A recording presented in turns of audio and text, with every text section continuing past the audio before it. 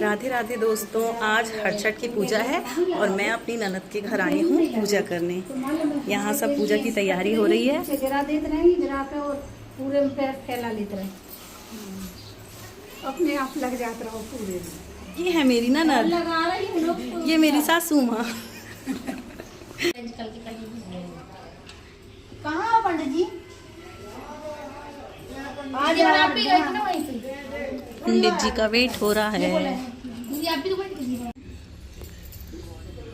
पीछे कमरा में। जय श्री राम पंडित जी। जय श्री बोले शंकर भगवान की जय, कृष्ण कन्हैया लाल की जय। संसार की भलाई के लिए भगवान पूरी अवतार धारण किया और जिज्ञासा की पुत्रों के मरने से शोकग्रस्त हैं, उनका शोक किस प्रकार से दूर हो हमें निवेदन, हमें बताइए।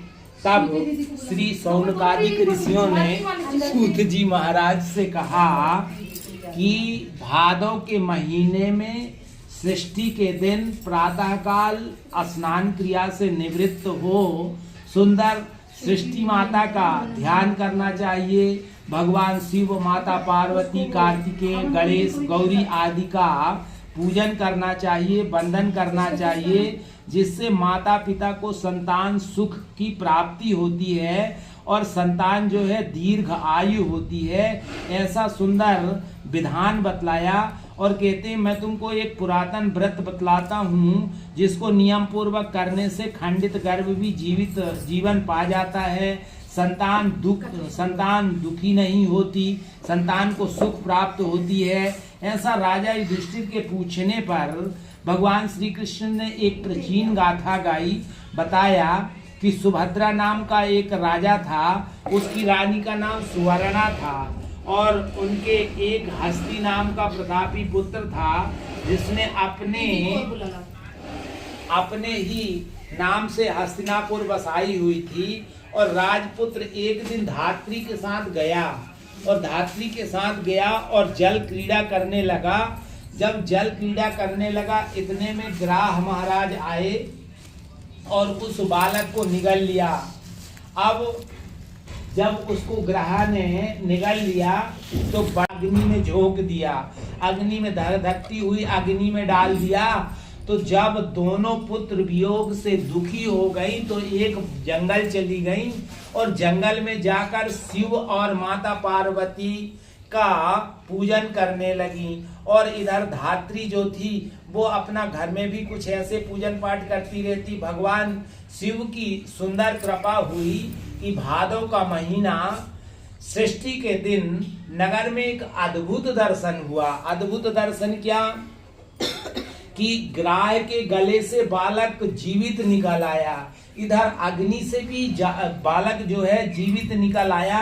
तो अद्भुत दर्शन देखकर सबको बड़ा आश्चर्य हुआ और जब बड़ा आश्चर्य हुआ तो बड़े बड़े ऋषि मुनियों के पास गए और हाथ जोड़ के निवेदन किया तो दुर्वासा ऋषि ने बताया कि आज षष्ठी का दिन है और जो षष्ठी भगवान शिव की आराधना करता है, याधि व्याधि विनिर्मुक्तो धन धान्य सुतान्वित, भगवान शिव जो है सबके याधि व्याधि का हरण करने वाले हैं।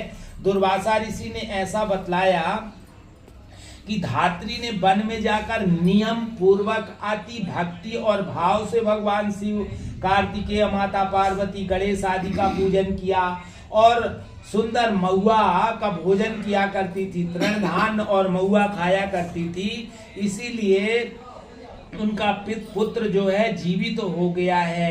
श्री कृष्ण जी ने राजा युधिष्ठिर से कहा, राजन, रानी ने भी दुर्वासा ऋषि को विदा किया। तदुपरांत दोनों धात्री के पुत्र जो है धात्री के निवास स्थान पर गए और वहां सुंदर धात्री के पुत्र ने भगवान शिव का कुश प्लास के नीचे बैठकर शिव का अर्चन पूजन किया और शिव का अर्चन पूजन किया। राजा ने धात्री को उनके पुत्र से मिला दिया। धात्री ने राजा को इस उत्तम व्रत का महात्म विस्तार से बतलाया और उसने कहा, राजन, जिस दिन आपके भय के मारे मैं यहाँ आई तो केवल वायु का भोजन करती, सूखे पत्ते का भोजन करके अपने जीवन को यापन किया है। भगवान शिव ने उन्हें वरदान दिया कि जाओ, तुम्हारा पुत्र जीवित हो गया है, क्योंकि तूने हमारा व्रत और पूजन बड़ी श्रद्धा और भक्ति के साथ किया है। यदि तुम्हारी रानी भी इस व्रत को विधि पूर्वक करती तो उसका भी पुत्र मिल जाएगा और बहुत से पुत्र उत्पन्न होंगे। श्री कृष्ण ने राजा युधिष्ठिर से कहा कि राजन, भादों के महीने में कृष्ण पक्ष की षष्ठी के दिन काम, क्रोध, लोभ, मोह को त्याग कर नियम पूर्वक व्रत कर लेना चाहिए। जब तक व्रत रहें किसी जीव की हिंसा ना करें और व्रत संपूर्ण होने के बाद सुंदर भगवान शिव की आराधना वंदना करने के बाद 1 किलो महुआ पकाएं और सुंदर उसको दही दूध के साथ खाएं।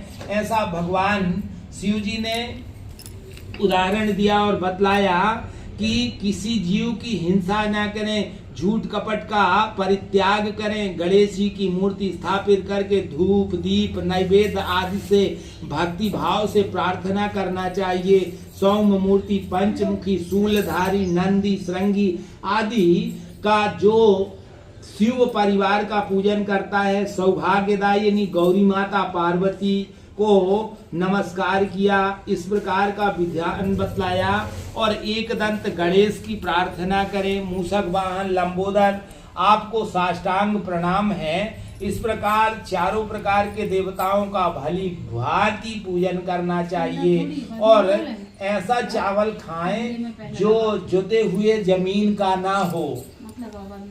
पसी का चावल, दूध, दही इत्यादि इत्यादि विशेष रूप से विधान बतलाया है। धात्री की ऐसी बात सुनकर राजा रानी बड़े प्रसन्न हुए और इस व्रत को किया, जिसके प्रभाव से पुत्र शीघ्र ग्राह के गले से निकलकर बोलने लगा और आयुष्मान पुत्र प्राप्त हुए। और कहते हैं जो भगवान शिव की आराधना करता है वर्षों में कभी उनके घर में किसी प्रकार का कोई दुख नहीं आता। भगवान श्री कृष्ण ने भी राजा युधिष्ठिर से उत्तरा का गर्भ जो है खंडित हो गया था। इसी व्रत के प्रभाव से उत्तरा का गर्भ भी जीवित हो गया और उत्तरा का गर्भ इस व्रत के प्रभाव से वंश स्थिर होता है। इस भगवान श्री कृष्ण ने राजा युधिष्ठिर से, दुर्वासा ऋषि ने सुभद्रा से, इस प्रकार की सब एक दूसरे की बातें शास्त्रोक्त रीति से उद्यापन करना चाहिए। और उद्यापन का विधान है कि सुंदर एक ठो पड़ा वाली भैंस लाओ और बढ़िया सुंदर विधि विधान करो और पंडित जी को पूछ पकड़ा के दान कर दो, इसमें उद्यापन हो जाता है। पड़ा में तो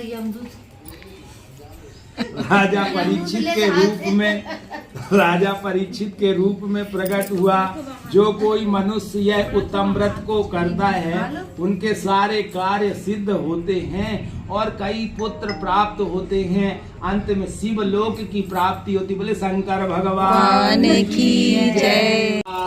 उमा महेश्वराभ्याम स्वाहा, वाणी हिरण्यगर्भाभ्याम स्वाहा, सखी पुरंदराभ्याम स्वाहा, माता पितृचरण कमलेभ्यो स्वाहा, इष्ट देवताभ्यो स्वाहा, कुलादि कुल देवताभ्यो स्वाहा, ग्राम देवताभ्यो स्वाहा, स्थान देवताभ्यो स्वाहा।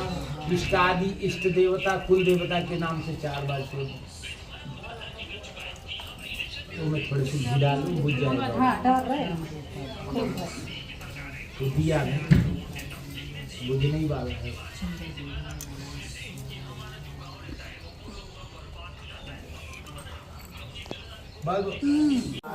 स्वामी हरे शिव ओंकारा, ब्रह्मा विष्णु सदा शिव, भोलेनाथ महाशिव, हरे नाम की धारा। ओम जय शिव ओंकारा, एकानन चतुरानन पंचानन राजे, पंचानन राजे, हंसासन गरुणासन, हंसासन गरुणासन, वृषवाहन धारी।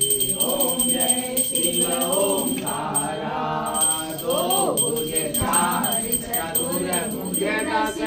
जाए